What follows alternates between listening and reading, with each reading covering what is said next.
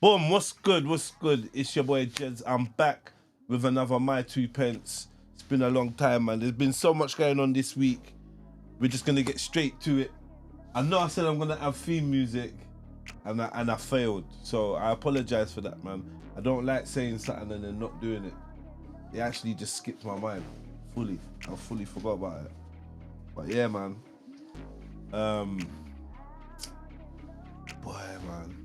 There's a lot of political news going on, yeah, but I'm gonna kind of segue. I might do it at the end, throw in a couple of them. Israel's bombing Gaza after the ceasefire has been broken or the truce has been broken.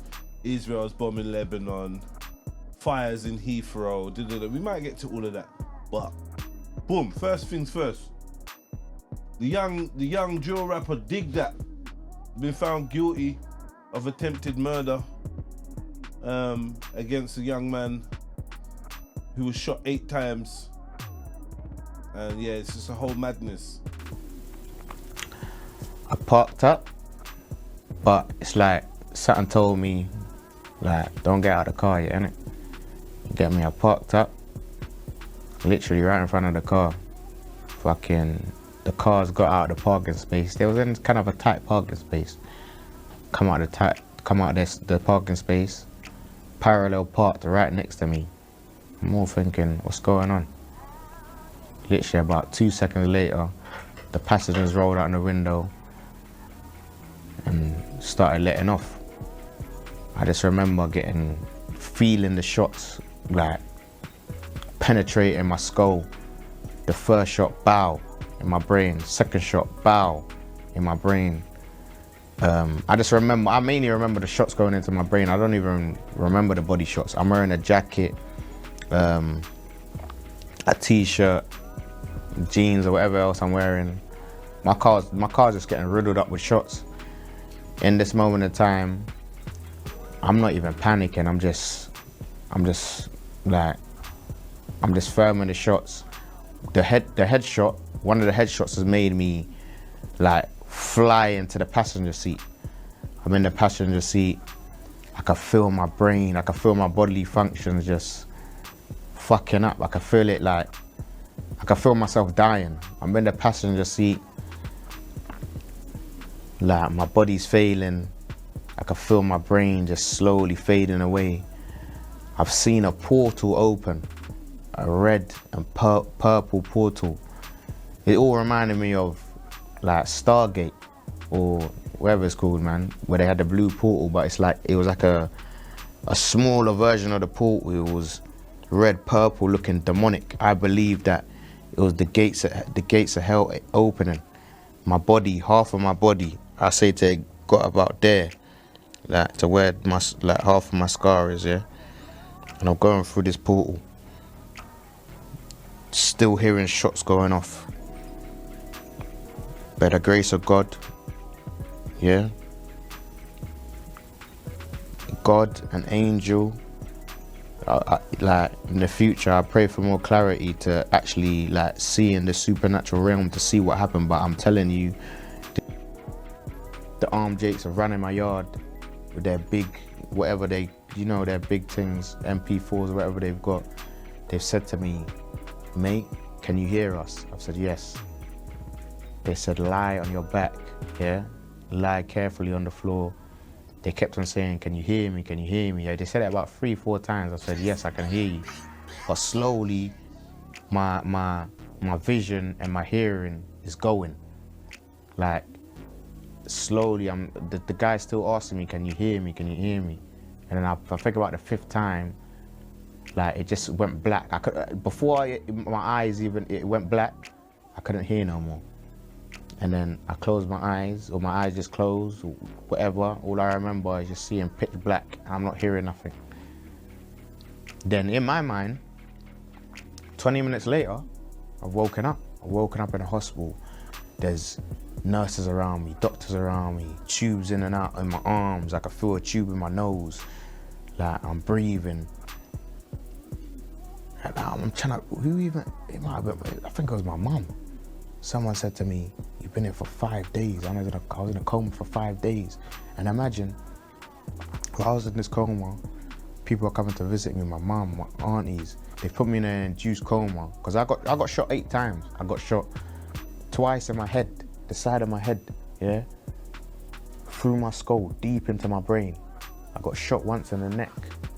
One bullet skimmed my, like guns are powerful, one bullet skimmed my lip, yeah, my chin, and fractured my jaw. One bullet flipping went through my chest, just above my heart, came out just underneath my armpit. The other one blew off the tip of my ear. Next bullet fragment in my stomach. Flipping, I'm alive, I'm baffed. I'm thinking, what, 5 days? Bouncer and the young man did a podcast. The young man's declaring that it wasn't Dig Dat. He thinks Dig Dat's innocent. I don't know why I go on there, you know, it's not my business, but it's unfortunate this young man was, you know, he went to jail at 13, I think. And then he came out, he's doing his music or whatever. Some unfortunate things has happened. A man just felt like he had to get his get back. And he's done what he's done, and now he's throwing his life away and nearly taking the life of someone else if he was actually like the culprit or whatever. But yeah, like, you know, more tragic tales from people, you know, so-called artists and entertainers, lives being thrown away left, right and center that people don't even care no more. It just happens so average. This one got 37 years, this one got 40 years, this one got 20 years, this one, and it's just like, shh. It's like, how big are these prisons housing all these people that's going to be doing all these fat sentences? This is crazy, man. And in America, it's the same thing. This group has gone to jail, that group has gone to jail, this rapper's gone to jail, this, like,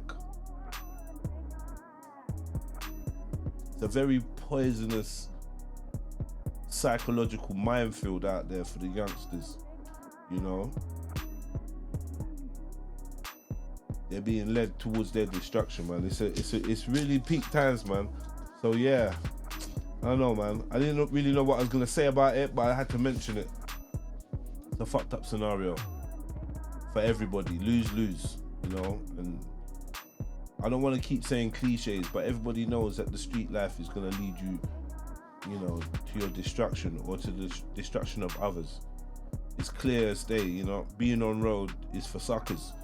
But everyone learns in their own way. I understand that the people that, these young men, they're actually part of the warrior class. They actually should be defending and their territories and providing for their families and feeling constructive in their communities. But they're in a cancerous society that has been manipulated to create these school to prison pipelines and so on and so forth.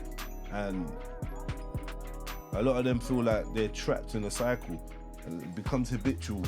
It's really hard to break free. If you're not in it, if you're not in these social circles or under these conditions, then from the outside it's very easy to judge and say these men are just making shit decisions, they're weak people, whatever. There's other, but when you are in it, it's not clear, you know. It's not clear, and there's many tricks to try and keep you in there. It's a devilish, demonic way of life. And yeah, man, I pray for the folks, man. Yeah, I'm actually not gonna pray. Yeah, so let me not say that in vain. Let's say, yeah, you know, I pray. I ain't gonna pray for you, but in my heart, I hold a secret. I hold in my heart, I hold a space and a quiet moment, wishing you lot all the best and wishing us all the best, man.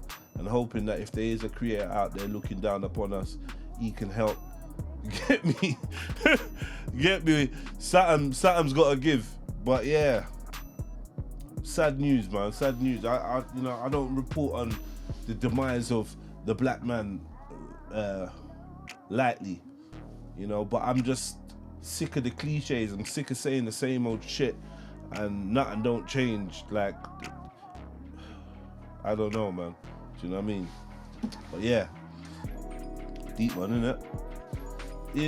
In Giza, Egypt, they're making some mad discoveries, like about what's under one of the pyramids near the pyramid next to the Great Pyramid of Giza.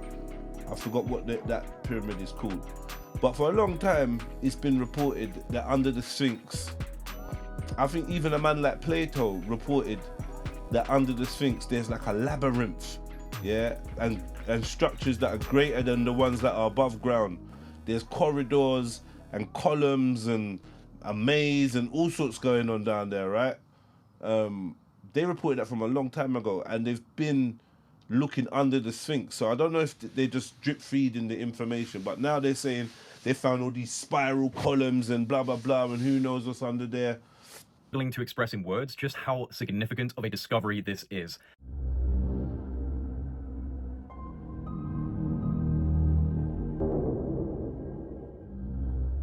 What has just been announced in relation to the pyramids at the Giza Plateau and the plateau itself is so incredible, so awe-inspiring and narrative-shattering that I have been sitting here for the last hour trying to wrap my head around the implications of what we were just told. So this is pretty much breaking news because the new findings were announced on the 16th of March at a press conference held by the team who was studying the Great Pyramid of Giza with a non-invasive technology that was first developed by Filippo Bionde and Corrado Malanga called synthetic aperture radar Doppler tomography. So this was used to explore the internal structure of the Great Pyramid of Giza, and this method leverages the analysis of micro movements typically generated by background seismic activity to achieve a high-resolution, full 3D tomographic imagery of the pyramid's interior and subsurface components. The recent findings from deploying this technology are nothing short of mind-blowing, because what's been discovered is that there are huge structures coming down from the base of the pyramid deep into the bedrock, in fact over 600 meters deep, which then connects to structures that extend up to 2 kilometers below the surface of the ground. 2 kilometers. Massive internal structures connected to the base of the pyramid and extending deep, deep down. This is what we know so far. Utilizing high-resolution radar images from Capella Space and Umbra, which are 2 private companies that specialize in satellite-based synthetic aperture radar imaging. This has allowed researchers to create a 3D model of the internal structure of the Great Pyramid of Giza. Now, this model has revealed a previously unknown chamber with 5 horizontal levels and a sloping roof, which in of itself is an architectural design unlike any previously documented in the Giza Pyramid. But the most shocking discovery lies beneath the surface. Below ground level, radar tomography has identified vertical cylindrical structures extending for hundreds of meters beneath the pyramid. There are 8 of these cylindrical wells arranged in 2 parallel rows, descending to an astonishing depth of 648 meters. Even more intriguing, at the base of these structures are 2 massive cubic formations measuring approximately 80 meters in diameter. The tomographic data suggests that these are vertical wells with intricate spiral pathways. Now, this design not only implies a functional purpose, but also a level of sophisticated engineering that completely blows the dynastic Egyptian model out of the water. I mean, the pyramid itself was already a massive red flag in the ancient Egyptian historical narrative. But now, with this discovery, I think it's become impossible to say that the Egyptian civilizations that we understand, that we've been taught about, were responsible for building these structures. And it doesn't even end there. The radar analysis extends beneath the entire Giza plateau, revealing interconnected structures beneath not only the Great Pyramid of Giza, but also those of Khufu and Menkaure. The subsurface network reaches down to a staggering depth of approximately 2 kilometers. 2 kilometers. This is not possible, given the standard historical and archaeological narrative given to us about ancient Egypt. Now, I'm hearing that there is more to come. There is a 4-hour presentation that's going to be released by the research team. This is what I'm hearing. That's going to go into every detail of their findings. This has essentially been a strategic release of incredible data ahead of time to get people interested. And I am more interested in this than basically anything else right now, because this is by far the most provocative piece of evidence for not only a potential technological explanation for the purpose of the Giza complex, but it also provides the most extraordinary evidence for a pre-flood era civilization that was flourishing in a way that we can scarcely comprehend. It's also possible that this spiraling cylindrical series of structures are staircases, and I can't help but think of the channeled writings of Thoth the Atlantean, the Emerald Tablets, speaking of a lost hall of records, a sacred hall of knowledge below the Giza Plateau, the halls of Amenti. Could this be the lost hall of records from the pre-flood era? Now, obviously, this discovery is extremely controversial. It runs as a complete contradiction of the established narratives and status quo in mainstream academia on these issues. This will cause big waves throughout the academic and the wider world if they can fully evidence these findings. But the results so far seem pretty clear. There is obviously significant structural engineering taking place deep below the pyramids and the Giza Plateau in general. Interesting times, man. Interesting times. They're releasing little bits of information. They've known this stuff for time. If you think they're just discovering it, you're a fool. They've known this stuff for time. So I just thought I'd bring that to you lot's attention if you ain't seen it. And so, boom! A man and woman have been found guilty of basically slavery and abuse and whatnot of some of their black adopted children. These are white Americans, and years of abuse and trauma inflicted on these kids. We, the jury, find the defendant Jeannie K. Whitefeather guilty beyond a reasonable doubt of human trafficking of a minor child. We, the jury, find the defendant Donald Ray Lance guilty beyond a reasonable doubt of human trafficking of a minor child. Well, first tonight, a historic verdict after a more than 2-week-long trial. The couple accused of forced labor and child abuse of their adopted black children has now learned their fate from a jury. Now, this was a split verdict, meaning it was not a straight guilty or not guilty for both of the defendants, Donald Lance and his wife, Jeannie Whitefeather. Yeah, let's take a look at really all of those counts. So what we know, Whitefeather was found guilty of all 19 counts against her. You can see them right here on your screen: human trafficking, civil rights violation, forced labor. The jury did find that Lance was not guilty of 4 civil rights violations that they deemed Whitefeather was guilty of. And when it came to child abuse, there were more charges for Whitefeather because of an incident involving spraying the adopted children with bear spray, which Lance was not charged with. Anna Saunders has been following this case for us all along. She has reaction tonight from attorneys on both sides on this historic trial and verdict. We, the jury, find the defendant Jeannie K. Whitefeather guilty beyond a reasonable doubt of human trafficking. We, the jury, find the defendant Donald Ray Lance guilty beyond a reasonable doubt of human trafficking. For the first time in West Virginia history, human trafficking charges and now convictions handed down to both Jeannie Whitefeather and Donald Lance. Kanawha County Assistant Prosecutors Chris Kravaniak and Madison Tugg, who worked this case, say this is something that has never happened before at the state level. First time the human trafficking statutes have been charged in West Virginia, we believe, and the civil rights violations aren't charged very often in West Virginia. They're tough cases to prove, and we appreciate the help we got from everybody on the team and also the office. Whitefeather and Lance not visibly showing much emotion in the courtroom as prosecutors say Whitefeather now faces up to 215 years in prison. Lance looking at a max of 140. I think they're upset, right? I mean, but they understand that the jury heard all the evidence. I think it's fair to say they are upset.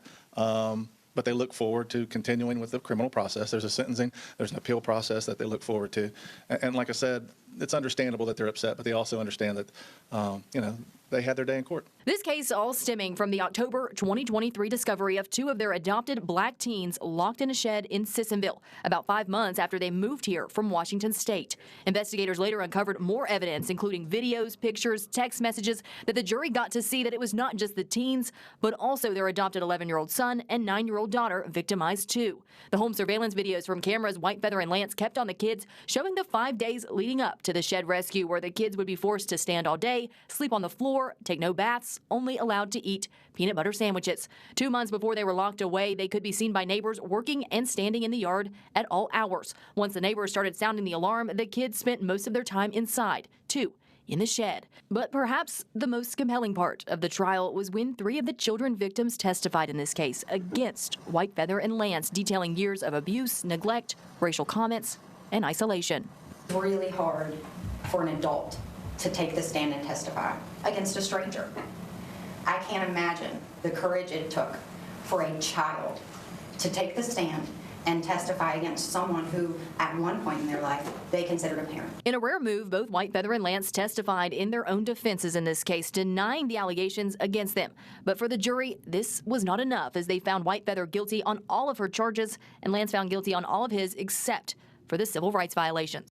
When Mr. Lance testified, he communicated through his verbal and his nonverbal cues that it made clear to the jury that he had a good relationship with the children, and race never really came in his mind when making any decisions. The jury deliberated for 8 hours on Wednesday after sitting through more than 2 weeks of trial and thousands of files of evidence, ultimately returning what the prosecution was seeking: justice for the kids. These cases mean a lot to us. We take a lot of this personally. This is our community, and these are the children of our community. And so if we're not going to fight for them, then who will? The 2 will be sentenced by Judge Mary Claire Akers in March.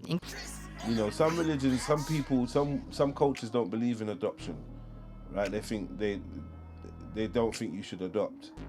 It's a sad thing because there's many children out there that need a good home, man. And sometimes it can't always be something from the same culture that you're from that might not be available. A family, get me? Jedi, you might not be able to go with a nice Igbo Nigerian family. Unfortunately, it'd be ideal if we matched you up with a culture that replicated what you're used to in a healthy way, as much as possible. But you're gonna have to go with Patricia and Reginald. I don't know what names. You get me? But you're gonna have to go over there, and who knows what go on. It's a madness, bruv. These poor youths, locking them in the shed, making them live in the shed, and all the details will be in the video. Do you know what I mean? 'Cause I don't even know all the ins and outs of it. I've seen the case. They've given the people like 200 and something years under the jail. Cool. I suppose justice has been served. But what now for these children? Adoption's a scary thing, man. You know? Because there's so many, especially like, you know, 2 men adopting a youth, madness. 2 women adopting a youth, madness. Men and women from different cultures. Boy, it's a clusterfuck. Yeah, and yeah, man. I don't know what you. Who's paying for the years of these people being in jail? I feel like I've always said, if your thing affects youths, children, if you're abusing children, whatever, I don't even feel like we need to like fill up a cell with you. I think, you get me, there's other places we could put you.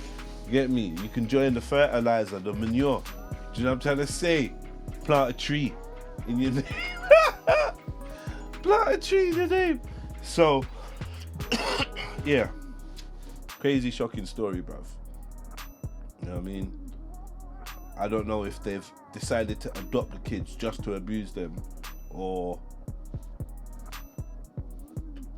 during the course of the adoption they've decided, well, let's start abusing them. I don't even know how a husband and wife come to the decision that they're going to start locking youths in sheds and that. Did they have a chat?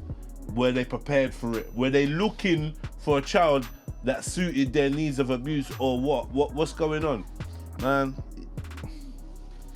But yeah, that's a sign of the times, man. So many broken families, so many children living beyond beneath the breadline and whatnot.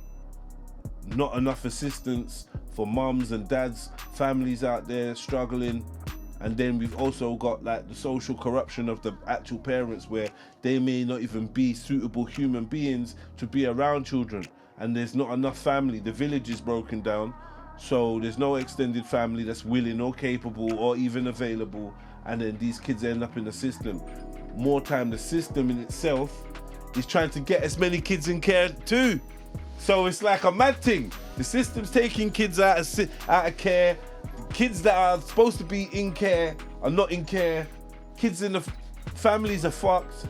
Society's just on a downward spiral. But everybody thinks that we're becoming more modern and civilization and modernization. We're not seeing the cancer, but we are seeing the cancer. But what we do that, you know, I mentioned the Dig That story before. This is all part of it. This is all, you know. Unfortunately, when it comes to giving my 2 pence, and I look through the week, yeah, of stories and stuff like that, it's a hard pick to always find stuff that make you laugh or make you get me, or sometimes we just got to go through the fuckery and we actually got to talk about the shit. I'd be avoiding it because for so many years I've been talking on the same subjects, and I realize you lot don't actually give a fuck. Like, the world don't give a fuck. No one gives a fuck. Do you know what I mean? No one cares, cuz. It's deep, but yeah. Cool. That's a mad story. Slightly got triggered. You know, I was in foster care, yeah? And my foster carers, luckily, there was no foster carers that tried to finger me, or, do you know what I mean? None of them things there. No one tried to come in for the late night creepers, luckily, because there's some horror stories out there. Maybe I weren't attractive enough to the pedo. Maybe I weren't like a pedo selection. Maybe they thought, nah, this brother's gonna kill me. So maybe they thought differently. Yeah, but there's kids out there that can't defend themselves and ain't capable. Do you know what I mean? Vulnerable. I was vulnerable to the fact that I was young, but I was fully capable of independent living. This is what my assessments were showing. Like, yeah, this brother he's all right. You know what I mean? He could handle himself, but he's young, which makes him vulnerable, and plus he ain't got no family. You know what I mean? Sad story. But I've met many children who were being, like, you know, had a rough time in the system. I was placed in the care of local authority. Do you know what I mean? And on my gallivanting around the city, going from foster home to foster home and whatever, and also being on the streets meeting other young children, it was the norm for there to be like 12, 13, 14, 11, 15-year-old youths just out on their own, not really with no, like, that shit was the norm. And I know, like, the generations before me that it was going to these kid homes and that children's homes, they were getting terrorized in these children's homes by these prolific PDF files. Prolific, like, their whole career. So when I think about the care system, adoption, fostering, all of these things there, you know, it really does leave a bitter taste in my mouth, because I know how many children have had their lives ruined, and I've seen the effect of when a child has their life ruined from young. I've seen what happens to that adult and how that adult affects the world. Do you know? Anyway, that's my 2 pence. That's why we call it that, car. You know, I weren't going nowhere. I'm just giving you my 2 pence. Boom. Twin brothers Nadir and Kadir Lewis found dead on a mountain in Georgia, I believe it was, yeah? And the story was that they were found on this mountain on a day when they were supposed to be flying out somewhere. I don't believe they're from there. I think they might be from Atlanta. I might have got that wrong. I don't believe they're from there, but they were somewhere around there on holiday, and they were about to leave, and they were supposed to be on the way to the airport. They got found on a mountain with their passports dead. Twin brothers. And the funny thing is, I think this is supposed to be like one of them sundown towns. If you don't know what a sundown town is, let me see if I can find a quick video that I describe a sundown town. But I'm also gonna say it's like a place where you don't want to be found after sundown. You get me? When the sun goes down, you better not be brown. Yeah, one of them. Yeah, one of them towns. Howdy in the morning, you get me? And then evening time, they're trying to purge you. Yeah, real talk. Yeah, you pull up to these places and they catch you after night time. They're putting on the bedcloths, you know, the sheets, the hooded sheets and that with the eyes cut out. Yeah, the great grandmaster is gonna sanction your shit getting fucked up. Yeah, so like I said, if it's a sundown town, you don't want to be brown. Yeah. Now, all jokes aside, I think these two boys have been out there. I don't know what they're doing out there. I'm not sure what's going on, but it's like they've come a cropper, and I think now someone's been arrested. But it's just a madness, man. You gotta be careful. And just in today's times, there's still places, even in places like America, there's still places where you don't want to get caught slipping. Don't think that's not the same in Europe, in the Middle East. Do you know what I mean?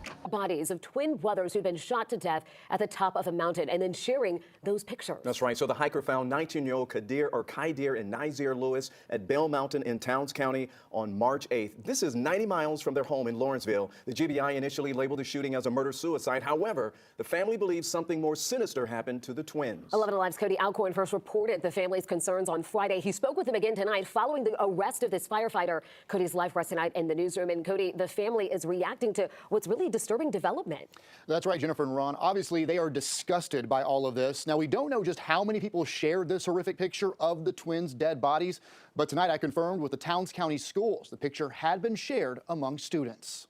Oh my goodness. It's scary. I'm like literally scared to actually go on social media. I'm scared to pick up my phone. I'm like, because if I see that picture, I already know that I might have a heart attack. Imagine if their mother see that, like, that would really destroy her. She's already going through a lot. This is how the family of Kadir and Nazir Lewis want to remember the twins. However, now worried knowing crime scene photos showing the 19-year-old's bodies with a gunshot wound have been shared outside of law enforcement. It's very disrespectful to this family. I feel like our privacy was invaded. The volunteer firefighter accused of taking the picture charged and arrested. As for how the twins ended up on Bell Mountain on March 8th, their aunt and uncle can't make sense of it. The twins missed their flight to Boston on Friday morning, March 7th. Then next thing you know, we hear the news about them found in the mountains.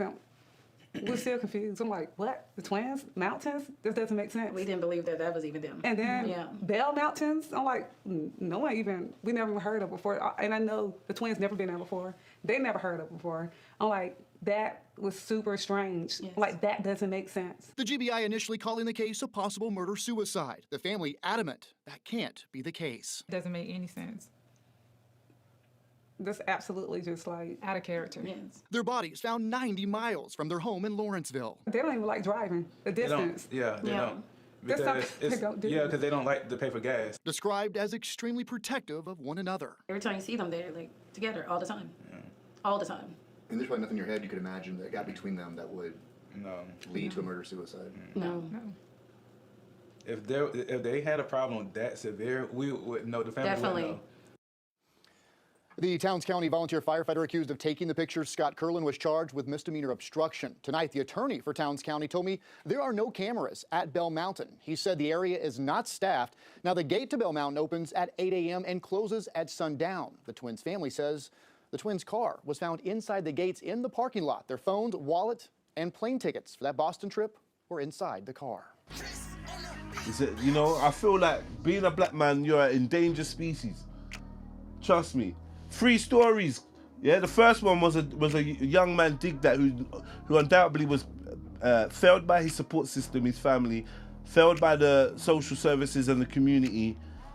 He's descended into violence, and now he's ended up looking at a very long stretch in jail. Then after that, you've got these 2 young people in need of assistance from the welfare system out in America, whatever, and they've been adopted by some sadistic maniacs.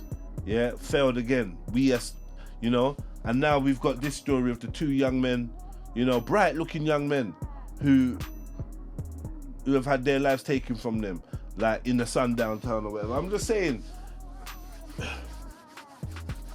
Yeah, I know you might see me and think, "Wow, what a cool black guy," but you don't know how difficult it is to maneuver. Get me? Attacked at all angles. You could be a teenager, you could be in the UK, you could be in Georgia. It don't matter, you're under threat. But I know, everyone faces stuff, but god damn, man, can't catch a break. Boom, let me give you another story. Yeah? So imagine now, Maverick, yeah? You're 77, you've lived your life, you've had your kids and whatever, very rare.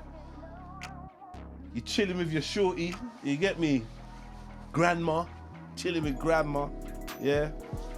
And she turns around and says to you, "Hubby, I've got something to tell you." You're like, what? What are you gonna tell me? She's like, "I'm pregnant." She's 76 years old. She's pregnant. God damn! Fuck's sake, man. Get me. 76-year-old Ethiopian woman delivers her first child. Like the fuck? When your waters break, her dust must have broke. It must have been like a puff of smoke, like a puff of chalk. Like, what the hell? Like, obviously, older people, they're getting it in. 76, cool, you're doing your thing, you get me? But getting pregnant, that's mad. So by the time your youth is 20, you're 90, you're 96.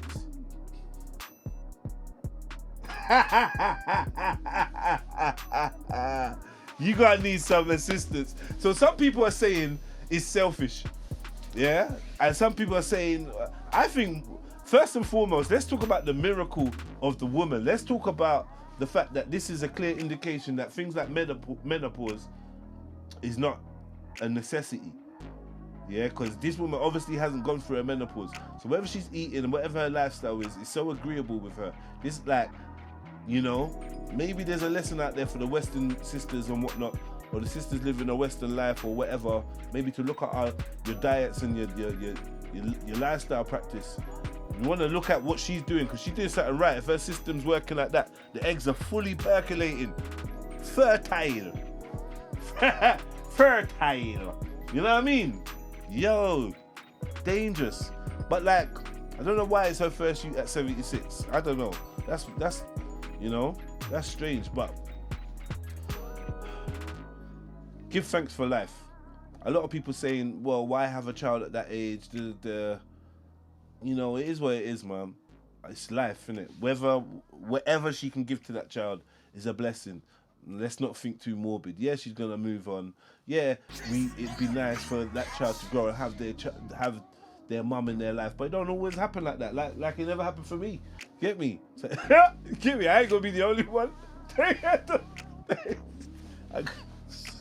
ain't gonna be the only one that didn't have a mum, man. So you know, if it's good enough for me and Bambi, mate.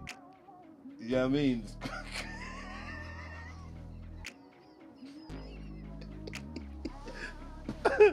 Oh man, you gotta laugh or you cry. But yeah, big up that Ethiopian auntie woman, yeah, that had her youth, and big up whoever done that, the culprit. Yeah, big up to you, cause she's getting bare hail up. But true, it was your super sperm that activated. Cause really and truly, why does it take you to your 76 to have a youth? You get me? That must. If you switch to a new dude, it's definitely him. You get me? I don't know what was going on with that story, but yeah, that was a mad one. 76. Changing nappies at 76 and that. It's peak. Luckily, you must have a village of people around you. They're gonna help raise the youth and that. Do you know what I mean? Mummy's old, boy. Fuck you know. Imagine your mum pulling up to the primary school.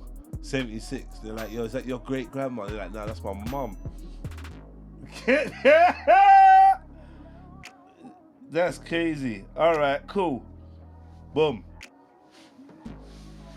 Next one. Yeah. This one's a deep one. So there's a Ukrainian supermodel. I'm a lying supermodel. I'm so old. They don't even have supermodels no more. The next best thing now is a Ukrainian OnlyFans model. There's a Ukrainian. What? I need to stop laughing when I'm doing these stories and people like killing me in the comments like, oh, you're so insensitive and that. But it is what it is, man. There's been bare people, bare black women that have gone missing in Dubai. No one cared. Yeah? No, literally nobody cared. Don't make me pull up a list of the madnesses that's gone on in Dubai. But we're gonna care now because it's a Ukrainian OnlyFans chick. This is how the media propaganda, the white supremacist paradigm infects everything, even to our sense of shock or disgust or do you know what I mean? Like, what actually makes you want to talk about something? You don't care until it's a Ukrainian OnlyFans chick. But I do care, but I'm gonna cover it anyway.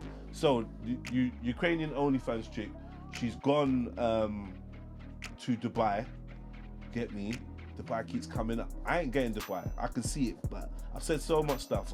I don't even know if I'll be safe in Dubai now. I'm not even going. Like, I feel like I can't go Dubai now. There's too much going on.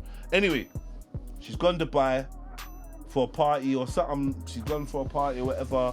She's gone missing. Yeah? No one can't find her. Not even Liam Neeson. You get me? With his set of skills that make him a nightmare for people like that. Good luck. You have to say the whole thing, otherwise it's just stuck in your head. Anyway, she ain't been found. Next thing you know, she's been found dumped, broken limbs. They're saying, like, I heard that her arms and legs were broken. I mean, that's what limbs are, isn't it? Yeah, broken spine. Like, I don't know what man were doing. Man put her through a whole mangling machine, mangled her. Now she's in a hospital. She's had loads of operations. She can't communicate, so she can't even tell man what's happened. Ukrainian model Maria Kowalczuk went missing after a party in Dubai and was later found in a terrible state. She was discovered on a roadside, badly injured with broken limbs and a damaged spine, fighting for her life. People are saying she's gone out there on a porta potty one or whatever. If you don't know what a porta potty thing is, they're doo-dooing on people out there.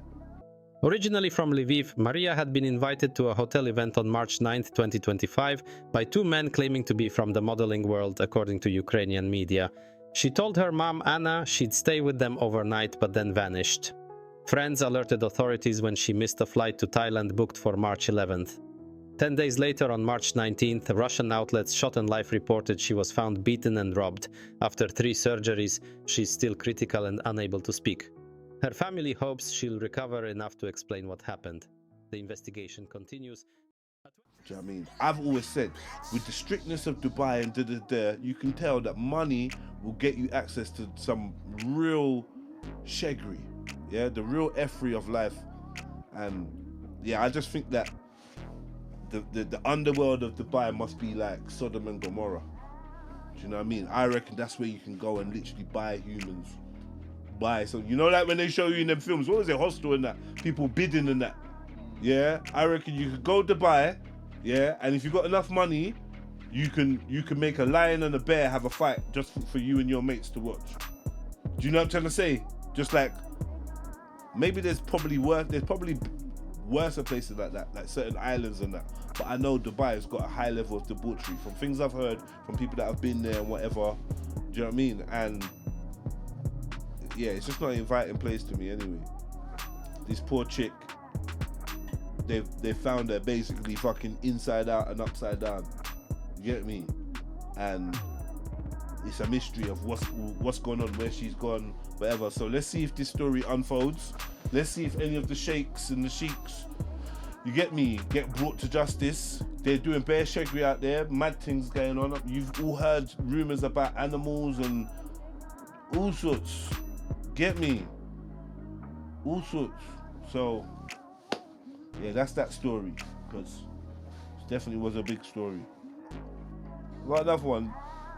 So, long story short, it's Valentine's Day. And there's a young woman, I'm not sure what her origin is, but she's married to a Nigerian man. Now she says in her own words, the Nigerian man don't really care about Valentine's Day, but anyway, they're in the yard. I think she's looking for a little negligee, t-shirt and my panties on, sexy time kind of Valentine's, whatever. Don't know why people are celebrating stuff they don't know what the meaning of is, but anyway. That says so much about me already, that you want to celebrate Valentine's Day. I already put you in that box. You're in that box. All of you lot that's on this Valentine's thing, you're just in a box. I ain't even got the energy to even, I don't know, Valentine's Day. Anyway. They're chilling or whatever, and the man's mum phones up or pulls up and comes to the yard, and she's upset that the man's mum has come to barge in on Valentine's Day. But according to her, the man's mum thinks that Valentine's Day is about love, just about family love or just love, but she thinks it's about Roman antics. You get me? Long story short, they're eating food, and there comes a time where it's time to like pack away the food, pack away the plates that have just been eaten. Obviously, your mama-in-law is there. She said the mama-in-law has looked at you, you've looked at the mama-in-law, and basically refused to take the plate. Refused to take mummy's plate. Are you mad? This one I said, you can't be married. This is what makes you a bitch now in my eyes. Now I'm never gonna lie. See if you don't have the utmost respect for my mum. Yeah, then how could I even marry you? Valentine's night, you came over, made sure you ate, and then when you were finished, you expected me to take your plate. In the Nigerian culture, you are supposed to take your mother-in-law's plate. Yes. If you know you want to marry my son, you are supposed to respect me. Mom, can you? No! Leave me alone! What's the problem? Stop it! Wait, Mom, wait. Now. No! Stop it! You have to respect me. I'm not your man. She has to respect me. She respects me. She has to take my plate. Mom, listen. Come on. Listen to me. Listen to me. I don't want this. Mom, listen. Mom, you just right now broke her heart. She broke my heart too. Leave me alone. Any other day. Leave me alone. Don't be a whip for a woman. I'm not being a whip. He's not being a whip. Feel it, Ambassador. Okay. Otherwise, why come I embarrass already? I don't understand what's going on. Just go. Nonsense. And It's nonsense. If you want to marry a Nigerian, you have to respect your elder. What? You think I'll ever diss your mum?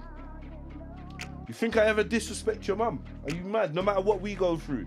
Yeah, I'm trying to fix up if your mum's around. You know what I mean? You think I will ever make your mum feel less than you know, the queen, the royal queen. That's not how we do things, especially not for a Nigerian or African, or even I don't know how, you know, how too many other people feel about that, but you know, you can't disrespect my mom. And them little moves of like passive aggression and disrespect, you know what the culture is. You're not even supposed to make my mum feel like she has to even look at you to take her plate. What are we playing at? These are the levels of subservience that modern day women struggle to fathom, right? You lot are the same ones that give your child the food before the man.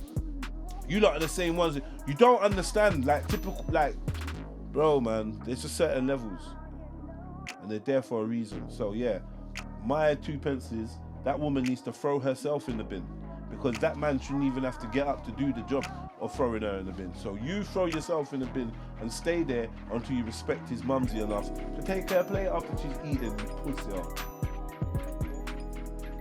Yeah. That felt good to say still. Pussy up. Let's normalize calling out pussy-holism, man. You get me? Because that's like a pussy move. What do you mean? You wanted to have Valentine's with your husband, like you're not married to him, like you can't have 1,000 more Valentine's. But because the mum's turned up now, this little stupid pagan celebration has got you to the point where you don't respect. You're disrespecting your husband's mother. That's the matriarch. And then on top of it, yeah, you want women out here screaming about, oh, the patriarchy, yeah? You're worried about the patriarchy. But it's you women that are the quickest to disrespect women of a higher rank. You don't want to recognize when women are in positions of power, yeah? A Nigerian mom is in a position of power. That's full. End of story. I go as far as to say African mom, yeah, is in a position of power. Full stop. If you don't like that, then what happened to you? Go marry an elephant. Like, you get me? Maybe their culture's different. Go marry a frog. But if you're marrying an African man, you're gonna respect his mum. And if that man doesn't put his mum's respect, yeah, at the highest heights, then what chance do you have? You're raising children, and you don't want your children to put your respect at the highest heights. You stupid. You think it's gonna change because some woman come and open her nyash for you?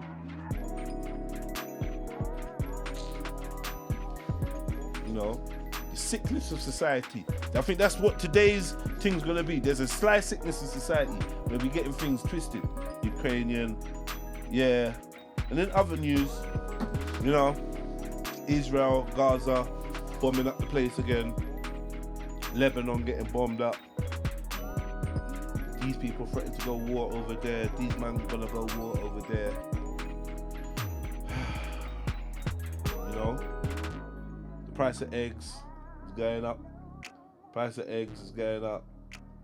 Like electric, gas, welfare's being what do you call it, reduced and that. When I say welfare, I'm talking about like, you know, the NHS and stuff like that. People getting laid off, cuts. This is what they want you to focus on. But I just want everyone to remember that regardless of how it looks, you know, the truth is we live in a world of abundance. And I swear to God, sometimes I don't emphasize that enough. And I need people to really clock that.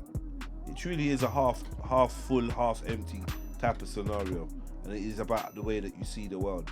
I don't want to be sitting here like the harbinger of bad news and making you feel like the world is all fucked. Every 5 minutes I'm saying, this world's mad, this world's rare. It is, but there's many beautiful moments, snapshots of eternity, many beautiful moments and places and people and experiences, you know.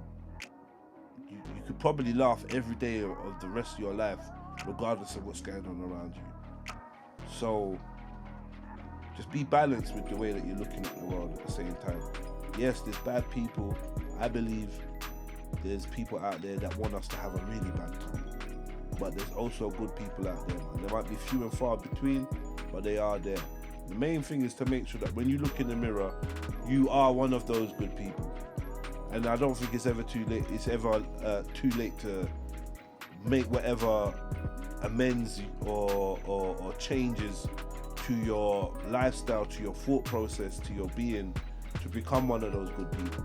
Truly, it's a battle every day. Jekyll and Hyde, I have the battle every day. Where am I going to be the good guy or the bad guy? Do you know what I mean? Sometimes the bad guy's got to win. Don't ever get it twisted.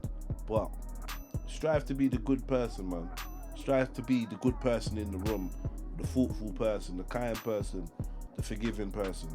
Just try and keep that kind of sentiment alive. That's, you know, because the scarcity mindset is really what they're trying to push. That's feelings of fear, feelings of panic, worry, there's not enough, going without, as opposed to abundance, where you know that there's enough, it's just not being distributed in the right way. And you know that you can make it. Do you know what I mean? So, yeah, as I'm doing this show and it's turning into like a little news show, and I'm not no news reporter. I'm not a news reporter, but I do want to like pick topics that are current to chat about, and it ends up like you're kind of semi doing the news, so I'm trying to like, you know, refine it. But real talk, I ain't here to spread a doom and gloom thing. I just want to give my 2 pence with certain subjects every now and again. You get me? So yeah, catch me next Thursday, Speakonomics, out 7:30 on JEDIONLINE. Follow me on all the platforms. I've got some new stuff I'm working with like big up big man Des. Big up the whole Speakonomics team. Big up man like Maverick Moses on the 1s and 2s always. Yeah, Speakonomics out 7:30 and my 2 pence out Monday. Yeah? We out, man.